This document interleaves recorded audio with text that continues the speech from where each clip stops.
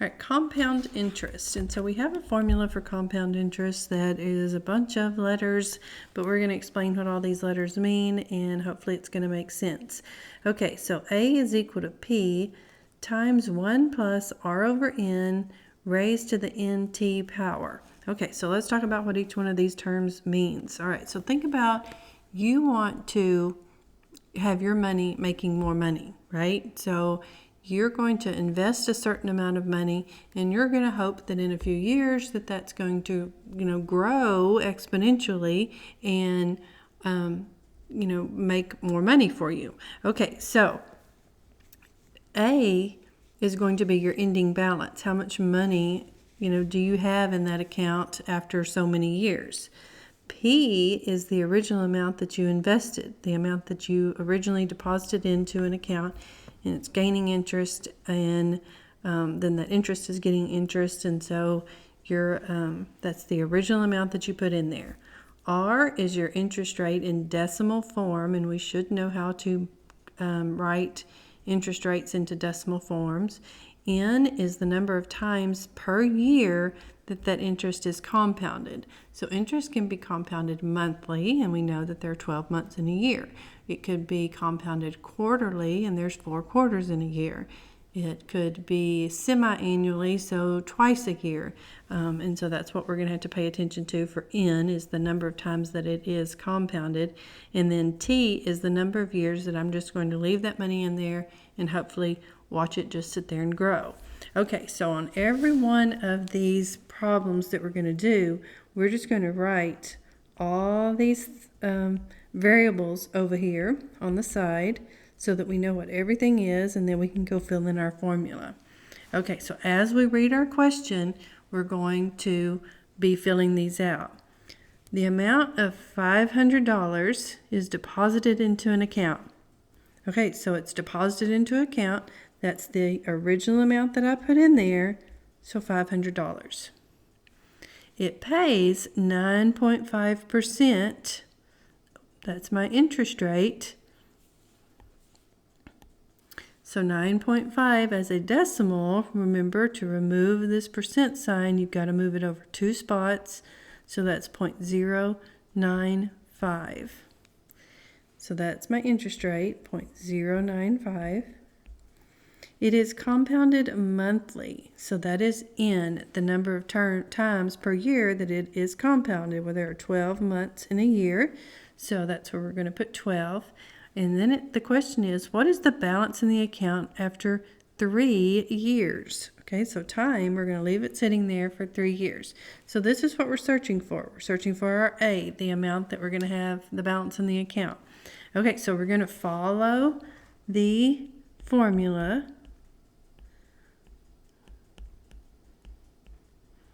Raised to the N times T power. Okay, so we don't know A. We do know P. P was our 500. 1 plus R, 0.095, divided by N. And N is 12. Raised to the N times T, so 12 times 3 power. Okay, so now we've got to go solve this. All right, so we know that we do parentheses first. So I'm going to see what is 0.095 divided by 12.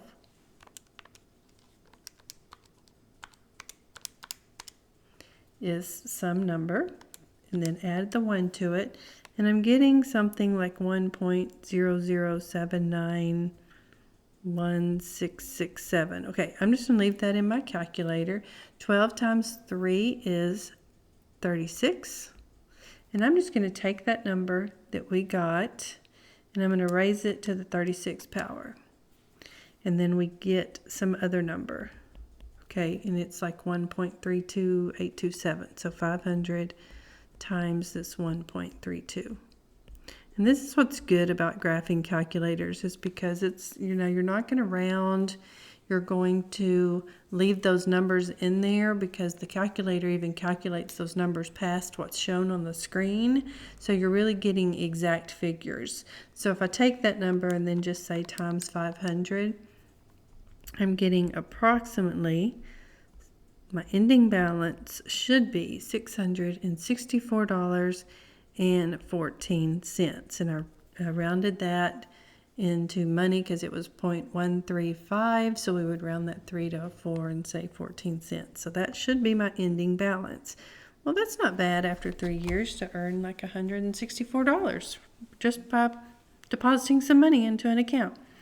Okay, so again, here we go. A, what's P, what's R, what's N, what's T? Your collection of baseball cards cost you $150. Okay, well, that's the initial amount I paid for them in 1988. In 1944, the value of the collection had increased approximately 7.5%. Well, that's my rate as a decimal, 0.075. Each year, what's the value of the cards in 1994? Well, how many years is it from 88 to 94? I have 7. Okay, so it's not compounded any amount, so that's just going to be 1. It's just every year, right? All right, so we're looking for the ending value. So again, we're doing the same thing. A is equal to P, which is 150, times 1 plus R divided by N, which was just 1, times N to the T power. So 7 times 1 is just 7. Okay, so again, you've got to do that stuff that's in the parentheses first. So that just comes up to be 1.075. We're raising that to the 7th power.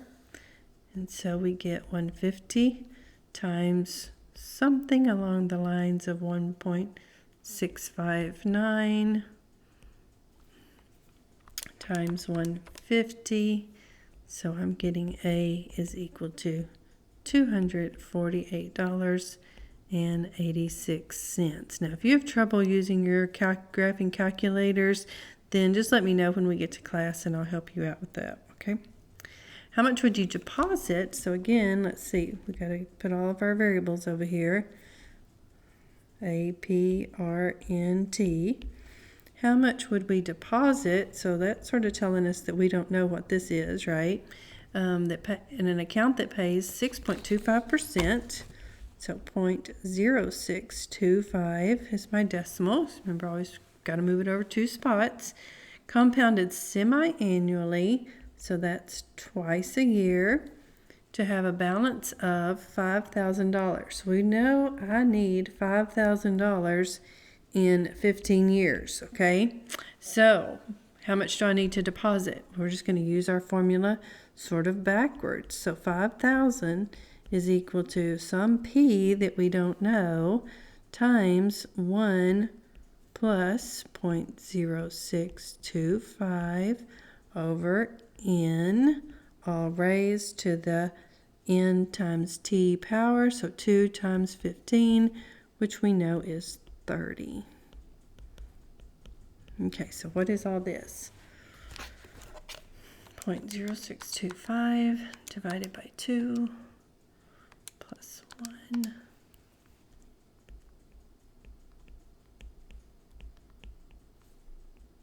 to the 30th power. Okay, we're going to raise that to the 30. And that gives us 5,000 is equal to P times, I'm getting 2.5172. And now we've got to divide by this number.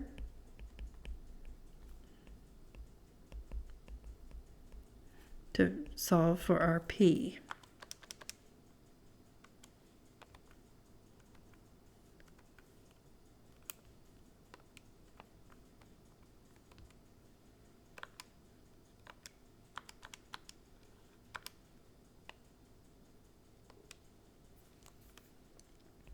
And I'm getting 1,900 $86.33.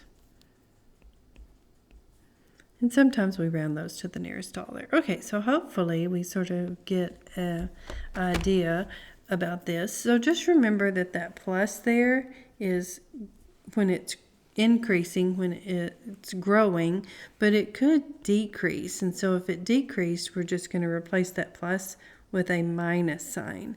So that would be A is equal to P times 1 minus R over N raised to that nt power. And so sometimes values might decrease as we use an item or something like that.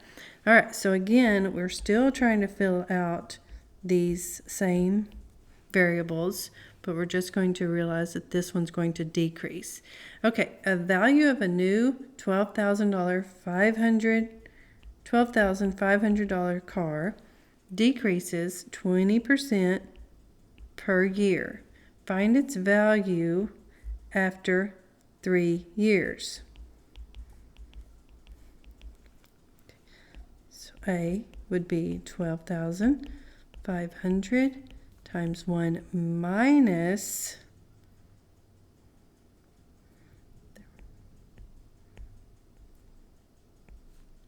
the rate over the number of compounds, and there's none here, so it's just one, or one, each year is just counting for itself, times N times T, which is 1 times 3, so that's just 3. So we have 1 minus the 0.20 over 1, which is 0.8,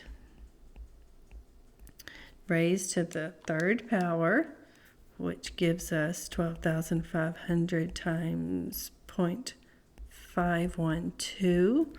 Multiply that by the value. The value after 3 years becomes $6,400. There's your answer. So hopefully just use that formula. Do not forget this part over here that really helps us learn to define those variables as we're reading the problem and putting them in the right place.